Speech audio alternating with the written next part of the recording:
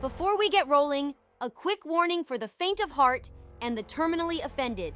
This episode of Data and Dissonance contains strong opinions, uncomfortable truths, political commentary that doesn't ask permission, and conversations that refuse to stay inside the safe little boxes approved by corporate media, activist groups, or social media moderators. If you believe disagreement is violence, if you think history should be edited to protect feelings, or if you require a trigger warning before facts are introduced, this might not be the show for you. But if you're still here, good. That tells me you're capable of thinking for yourself, and that's exactly who this episode is for. All right, I want to start tonight a little differently, because tonight is different. Usually I'm here throwing punches, lighting fires, and calling out hypocrisy wherever it shows up, while Artie's steering the ship and keeping the whole operation moving. But tonight we flipped the script.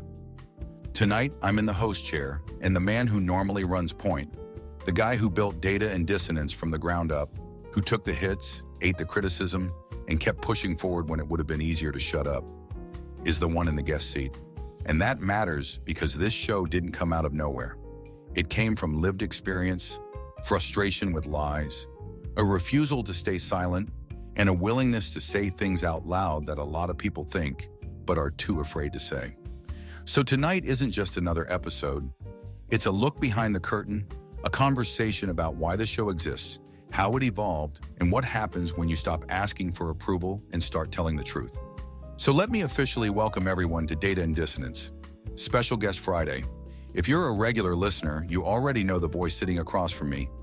But tonight, we're not treating him like the host. Tonight, he's the subject. Artie isn't just a commentator or a talking head. He's a veteran, a writer, a creator, and someone who's watched institutions fail in real time. Media, politics, culture, and even people who claim to stand for truth until it becomes inconvenient. He's built this platform not to be liked, not to chase algorithms, but to challenge narratives and force real conversations, even when those conversations get messy. And that's exactly what we're doing tonight. No panel, no rapid-fire headlines, no hiding behind sound bites. Just a real, long-form conversation about where this all started, what it costs to speak openly, and where this show and this country might be headed if more people stop outsourcing their thinking. Artie, welcome to your own show. As the guest. Yeah, this feels illegal. I don't like it. I keep waiting for the instinct to jump in, redirect, fix pacing, or save us from whatever you're about to do. And I can't. This is like being handcuffed in the passenger seat while someone else drives your truck. But I will say this. I finally understand what the audience feels like every week. Slightly concerned, mildly entertained, and fully aware that things could go off the rails at any second. All right, first of all, I just want to say thank you for trusting me with the keys, because this feels like when someone hands you their house and says, "Don't touch anything," and then leaves town for a week. I'm sitting here thinking, how much trouble can I realistically get us into before he regrets this? And let's be honest, Artie being quiet right now is unsettling. I've known this man a long time, and silence from him usually means he's either plotting, judging, or preparing to take the mic back the second I mess up. So if you hear a sudden pause later, that's just me realizing I've gone too far and looking for the eject button. Oh, don't worry. I'm not quiet because I'm judging. I'm quiet because I'm taking notes. This is the part where I finally get to experience what it's like to listen to the show without the responsibility of steering it away from disaster. And honestly, it's freeing. Terrifying, but freeing. So go ahead, enjoy the host chair while you can. Just remember, this is all being recorded, and I've got final cut powers next week. See? That right there is exactly what I'm talking about. This isn't a guest appearance. This is a parole hearing. I've got a clock running in my head right now labeled, "How long before Artie takes the wheel back?" So if my tone suddenly gets respectful and measured later, just know that's not growth. That's fear. All right, enough messing around. I want to start at the beginning because this show exists for a reason, and that reason starts with you. Before the name Data and Dissonance, before the panel, before anyone was listening, there was a moment where something shifted. What was the point where staying quiet stopped being an option for you? It wasn't one big dramatic headline. It was a slow realization that the system I was told to trust didn't actually care about truth. It cared about control. I started noticing how the same facts could be framed 10 different ways depending on who they helped or hurt, and how quickly people would abandon logic if it meant staying in good standing socially or professionally. What really got me was realizing how many people knew things didn't add up but chose silence because it was easier. And at some point, that silence started to feel like complicity. I wasn't angry at first. I was disappointed. Disappointed in media, disappointed in institutions, disappointed in how easily fear replaced curiosity. And once you see that clearly, you don't really get the option to go back to pretending anymore. A lot of people see that same hypocrisy, though.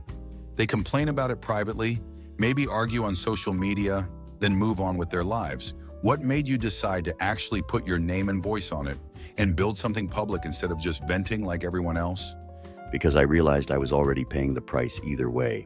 Staying quiet didn't protect me from being labeled, judged, or lumped in with narratives I didn't agree with. It just meant I had no say in how those narratives were built. I'd already watched people lose jobs, friendships, and reputations for asking basic questions, and I thought, if that's the cost of honesty, then fine.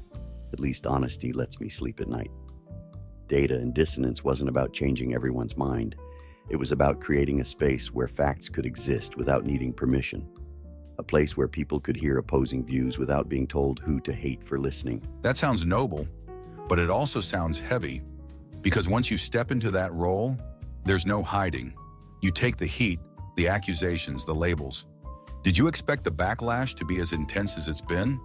I expected disagreement. I didn't expect how coordinated it would feel. Same buzzwords, same insults, same playbook over and over again. Racist, extremist, Nazi, conspiracy theorist. It didn't matter what the topic was. If the conclusion wasn't pre-approved, the response was automatic character assassination. What stood out to me was how rarely anyone addressed the substance of what I said.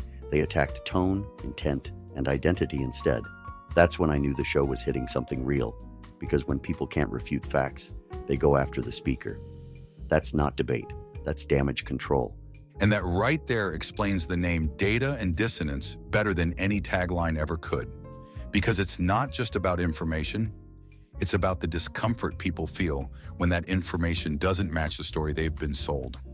All right, before we spiral any further into existential dread, I just want to point out that this is the calmest Artie has ever been on the show. No mic grabs, no producer panic, no. Let me jump in real quick, which tells me one of two things is happening. Either he's enjoying this way too much, or he's mentally drafting my performance review as we speak. I'm just appreciating the rare opportunity to talk without also having to save us from ourselves. This is like being on vacation. Same chaos, none of the responsibility. See? That's the most relaxed threat I've ever heard. Before we move on, I want to pause for a second. Because we've talked about why this show exists and what it's cost, but we haven't really talked about you. Not the host version, not the commentator, the person. Where you came from, what shaped you before any of this existed. I think that context matters. So let's rewind a bit. Before the podcast, before the panel, before the pushback, who were you and what actually shaped the way you see the world? I grew up in Saint Martinville, a small town in South Louisiana. Population's about 6,000 people on a good day. It's the kind of place where reputation matters more than opinions and where people know who you are long before they care what you think. You learn early that talk is cheap, excuses don't travel far, and your word actually means something. That environment grounds you. It teaches you to value responsibility over recognition and results over rhetoric. I also grew up in the 1970s, which already puts me in a different mental lane than a lot of people today. I had 3 older brothers, 10 and 13 years older than me. So yeah, I was the oops. By the time I came along, my parents were already seasoned veterans. There was no hovering, no constant validation. You figured things out. And because my brothers were older, I grew up wearing hand-me-downs from the 1960s in the 1980s. Picture that for a second. I'm showing up to school dressed like a rejected extra from a Woodstock documentary, and my parents genuinely thought, yeah, that's fine. And here's the part people don't usually think about. By the time I was about 6 years old, I was basically the only kid left in the house. My older brothers had already moved out. So while most kids that age were growing up surrounded by siblings, noise, and constant activity, I was spending a lot of time alone. Not neglected, just independent early. You learn how to entertain yourself. how to think quietly, how to sit with your own thoughts. There's no audience, no reinforcement loop. That kind of upbringing wires you differently. You get comfortable being alone with your perspective long before you ever have to defend it. That'll do it. That explains a lot, actually. It really does. When you grow up like that, you don't panic when people disagree with you, and you don't collapse when you're not surrounded by approval. You're used to thinking things through on your own. You're used to being out of step. And later in life, when you realize your views don't line up neatly with whatever's popular at the moment, it doesn't feel scary. It feels familiar. Solitude teaches you self-trust, and self-trust makes you harder to manipulate. That fills in a lot of blanks. All right. When we come back, we're diving deeper into the real cost of speaking up. That's a very specific upbringing. What did that teach you? It taught me not to rely on approval. When you grow up out of sync like that, older influences, younger environment, you stop chasing trends pretty early. You learn how to stand on your own without constant affirmation. You also learn humility because life doesn't revolve around you. I wasn't the center of the universe. I was the kid tagging along, watching, absorbing. And that gave me perspective. I learned to observe patterns, to listen more than I talked, and to understand that fitting in is overrated if it costs you authenticity. A lot of people build their worldview through ideology first, then try to force real life to fit it. Yours feels different, more lived in. How much of that comes from experience instead of theory? Almost all of it comes from experience. In a small town, consequences aren't abstract. Policies affect people you know. Systems fail or succeed in real time. You don't get to hide behind academic language when something doesn't work. You see it in lost jobs, strained families, and real hardship. That strips away a lot of illusions. You learn quickly that good intentions don't guarantee good outcomes, and that reality doesn't bend just because someone feels strongly about something. That doesn't make you cynical. It makes you precise. Discipline and structure show up a lot in how you think and talk. Where does that come from? When you grow up around people who depend on each other, accountability isn't optional. Structure isn't about control, it's about reliability. People need to know you'll do your job, pull your weight, and own your mistakes. That mindset stayed with me. It made me allergic to narratives that remove agency and treat adults like victims of everything and responsible for nothing. Responsibility gives people dignity, and once you've lived that, it's hard to accept systems that pretend otherwise. Before Data and Dissonance existed, was there a moment where you felt yourself shift from observer to participant? Yeah, and it wasn't dramatic. It was quiet. It was realizing that the conversations happening publicly didn't match what people were saying privately, especially people from places like where I grew up. Behind closed doors, I kept hearing the same thing. This doesn't make sense. Something feels off. We're being lied to. But nobody wanted to say it out loud, because saying it came with a cost. At some point, I realized silence wasn't neutrality, it was abdication. And if everyone waits for someone else to speak first, nothing ever changes. I didn't want to be the loudest voice. I just didn't want to be dishonest. So why this format? Why long conversations, nuance, discomfort, instead of quick hits and slogans? Because real people don't live in sound bites, especially not the people I grew up around. They live in consequences. I wanted a space where ideas could breathe, where disagreement wasn't treated like betrayal, and where people could hear complexity without being told what conclusion they were required to reach. This show isn't about replacing one script with another. It's about showing how scripts work in the first place. That's how people actually learn to think for themselves. That context matters, because it explains why this show doesn't feel manufactured. It wasn't built in a boardroom. It was built from lived experience, perspective, and a refusal to lie. All right, when we come back, we're diving deeper into the real cost of speaking up. This episode of Data and Dissonance is brought to you by Manufactured Outrage, the only 24/7 subscription service guaranteed to keep you angry, confused, and absolutely certain you're morally superior. With Manufactured Outrage, you'll never have to read past a headline again. Our patented algorithm selects which facts to hide, which words to bold, and which villains you're required to hate this week, all before your morning coffee. Feeling calm? Don't worry, we'll notify you immediately when something harmless needs to be treated like the end of democracy.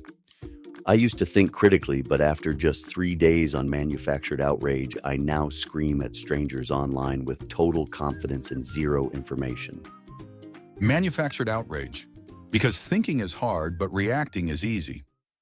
All right, let's talk about the cost of this, because speaking up doesn't come free, and I want people to understand what it actually takes to keep doing this when the pressure gets real. People hear pushback and think comments, trolls, maybe a bad headline. But this is constant. It's daily. What does the day-to-day cost of doing this actually look like when the microphones are off? The part people don't see is how relentless it is. It's not just the loud moments, it's the quiet ones. It's opening your phone and already knowing someone's going to be mad at you before you even see why. It's realizing that something you said thoughtfully is about to be reduced to a screenshot, stripped of context, and passed around by people who didn't listen to a single full sentence. That wears on you mentally. You start living slightly on edge, not because you're afraid of being wrong, but because you know dishonesty travels faster than truth. And once you step into this space publicly, there's no off switch. You don't get to clock out of being a target. That kind of pressure doesn't stay online. It bleeds into real life, friendships, family, professional relationships. What changed there once this became public? That was probably the most eye-opening part. People don't usually argue with you. They just slowly disappear. Conversations stop, invitations dry up. You notice who suddenly doesn't want to talk politics, even though they were happy to talk politics when you agreed with them. And what hurts isn't losing people who hated you. It's losing people you thought knew you. You realize how conditional a lot of relationships are. They're not built on character or loyalty. They're built on comfort. The moment you introduce discomfort, even with facts, you become inconvenient. And that isolation can mess with your head if you don't recognize it for what it is. Be honest here. Was there ever a moment where you thought, this isn't worth it anymore? Where the stress outweighed the mission? Yeah, more than once. Anyone who says they never questioned it is lying or numb. There were nights where I thought, I could just stop. I could soften the language. I could play the game. And for about 10 seconds, that sounds peaceful. But then reality sets in. Because backing off wouldn't bring peace. It would bring resentment. I'd still see the lies. I'd still know what wasn't being said. I'd just be choosing silence over integrity. And that kind of stress doesn't go away. It compounds. Once I understood that, the decision became clearer. Stress from speaking the truth is temporary. Regret from betraying yourself isn't. One thing that stands out is how rarely people challenge what you say. They challenge who you are. Racist, extremist, Nazi, conspiracy theorist. How do you process that without letting it rot you from the inside? At first it's jarring, because those labels aren't meant to debate. They're meant to end conversation. They're social kill shots. But after a while, you start noticing how interchangeable they are. The label doesn't change based on facts. It changes based on disobedience. Once you understand that, the insults lose their sting. They're not diagnosing anything. They're disciplining behavior. And I refuse to be disciplined into silence. I don't need universal approval. I need intellectual honesty. I need to know I didn't lie to myself just to keep things smooth. So after all of that, stress, lost relationships, constant pressure, why keep going? What makes it worth continuing? Because people are listening, not the loud ones, the quiet ones, the ones who message privately and say, I thought I was the only one seeing this. The ones who don't want to scream online but want to understand what's actually happening. This show isn't for everyone. It never was. It's for people who still believe truth matters even when it's uncomfortable. And if I stop, that space disappears. I'm not willing to let lies go unchallenged just because telling the truth is harder. That right there is the heart of this show. Not outrage, not clicks, but refusal to lie for acceptance. When we come back, we're shifting gears and talking about where this goes next. Quick pause. If you want to support the show and keep Data and Dissonance independent, head over to the merch store. We've got the coffee blends, the hats, the hoodies, all designed to support the work without selling out to corporate sponsors who want editorial control. And this isn't novelty junk. The coffee's legit, the gear's solid, and every purchase helps keep this platform free to say what needs to be said without asking permission. If you believe in independent voices, that support actually matters. Links are in the description.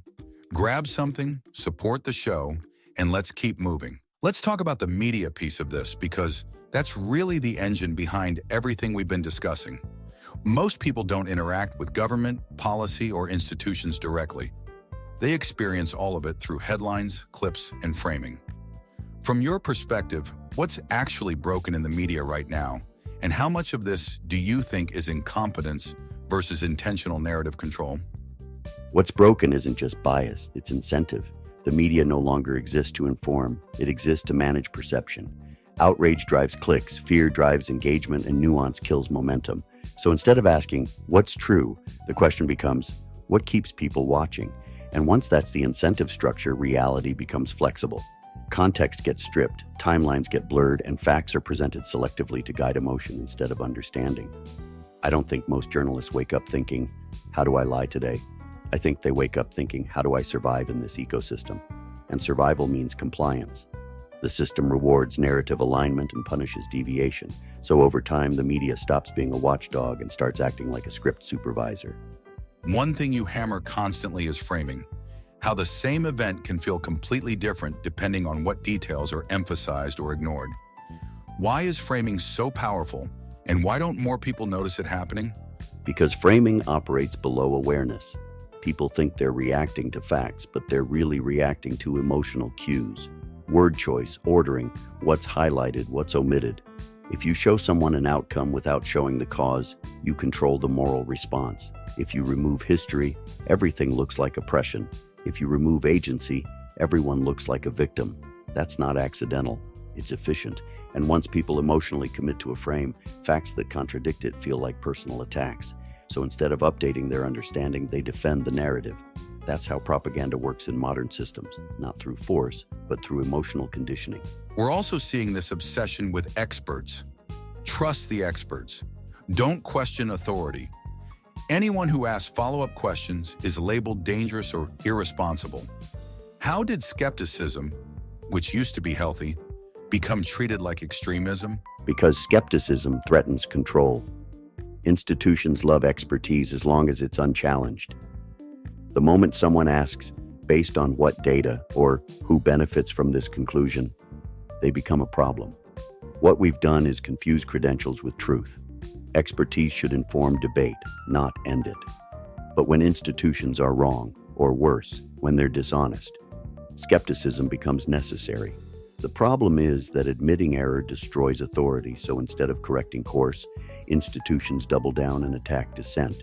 That's when disagreement gets rebranded as danger, not because it's harmful, but because it's uncontrollable. How much responsibility do regular people bear in this? Because it's easy to blame media companies and institutions, but at some point the public keeps rewarding this behavior. That's the uncomfortable part. The system works because people participate. Outrage is addictive, certainty is comforting, being told who the villain is saves effort, and social media turned ideology into identity. So changing your mind feels like losing yourself. People don't just consume narratives, they defend them. They police them. They shame dissenters on behalf of institutions that don't even know they exist. That's how control scales. Not through force, but through voluntary enforcement. Once you understand that, you stop asking, why is the media lying? And start asking, why is the audience rewarding it? So where does data and dissonance fit into that landscape? Because this show doesn't try to spoon-feed conclusions. It pushes people to sit with discomfort. Why was that important to you? Because clarity doesn't come from comfort. I didn't want to build another show that just replaces one narrative with another. I wanted a space where facts could exist without being immediately weaponized, where people could hear opposing views without being told they're immoral for listening. Data and dissonance isn't about telling people what to think. It's about reminding them how to think, how to slow down, question framing, follow incentives, and recognize emotional manipulation when it's happening. If people leave the show unsettled but more aware, then it's doing its job. That's the difference between information and understanding. And most people are drowning in the first while starving for the second. When we come back, I want to shift into something more foundational. Your personal philosophy, patriotism, responsibility, and what keeps you grounded when everything feels like it's coming apart. This segment is brought to you by Trust the Experts, the revolutionary belief system where credentials matter more than results. With Trust the Experts, you'll never have to ask inconvenient questions like, was this effective? Or why were they wrong every time? Just nod, repeat the approved phrases, and shame anyone who asks follow-ups. I asked for data once and was immediately informed I was dangerous. Trust the Experts. because obedience feels like intelligence when everyone else is doing it. We've talked about media failure, pressure, and the cost of speaking up. But I want to zoom out a bit. Strip away politics, strip away platforms. At your core, what actually grounds you? What personal philosophy keeps you steady when everything around you feels unstable or upside down? For me, it comes down to responsibility, personal responsibility first, always. Not the trendy kind where you post a slogan and wait for someone else to fix things, but the uncomfortable kind where you accept that your choices matter even when the system is broken. I don't believe life is fair, and I don't believe pretending otherwise helps anyone. What I believe is that character shows up when conditions aren't ideal, when nobody's watching, when telling the truth costs you something. That's what keeps me grounded. The idea that integrity isn't situational. You either live it consistently or you don't really have it at all.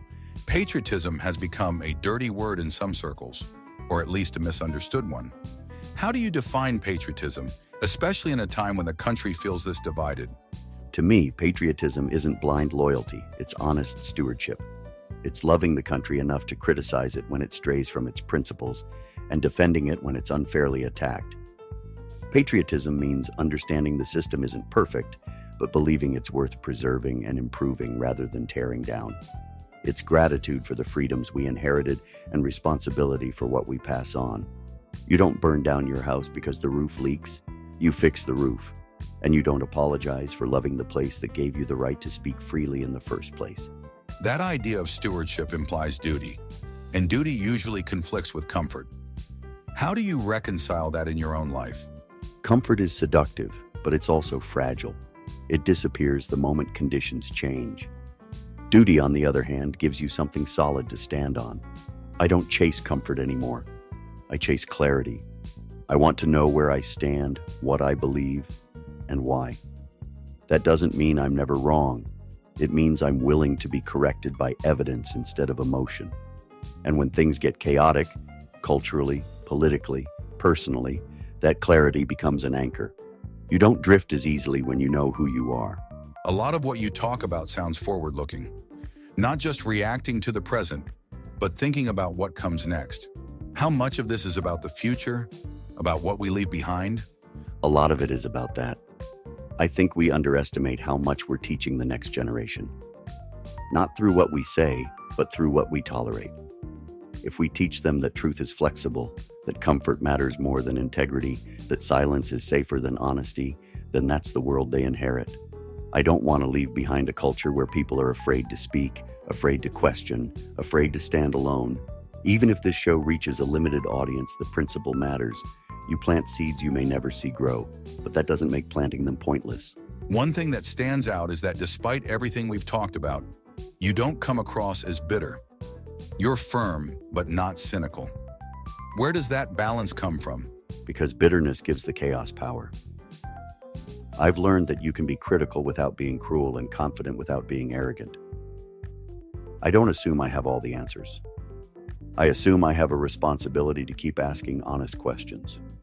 Humility matters. Faith matters. Not necessarily in a loud, performative way, but in the sense that you recognize you're part of something bigger than yourself. That perspective keeps you from becoming the very thing you're criticizing. If this ever turned into ego instead of purpose, it wouldn't be worth doing anymore. That perspective is what gives this show weight. Not just critique, but conscience.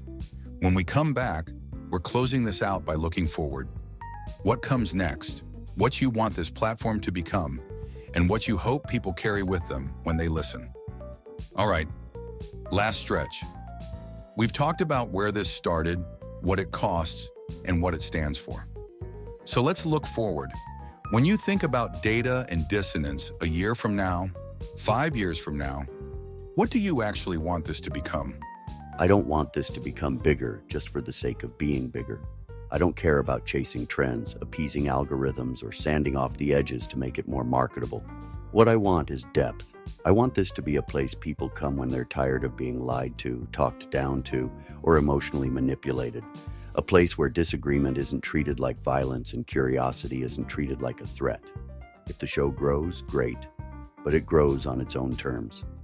I'd rather have a smaller audience that thinks critically than a massive one that just wants confirmation. Longevity matters more than virality. With that kind of platform comes responsibility.